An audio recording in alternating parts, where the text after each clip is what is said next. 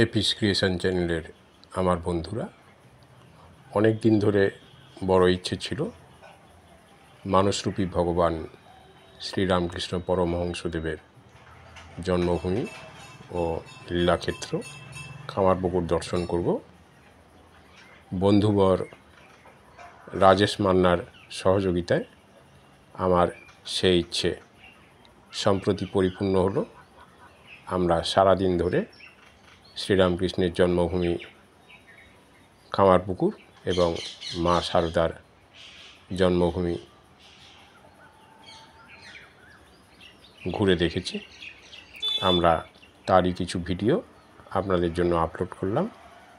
আপনারা সেগুলি দেখুন, আপনাদের বন্ধুদের মধ্যে শেয়ার করুন এবং যারা এখনও এপিস ক্রিয়েশন চ্যানেলটিকে সাবস্ক্রাইব করেননি তারা আমাদের চ্যানেলটিকে সাবস্ক্রাইব করে আমাদের সম্পূর্ণ যাত্রাপথের সঙ্গী হন।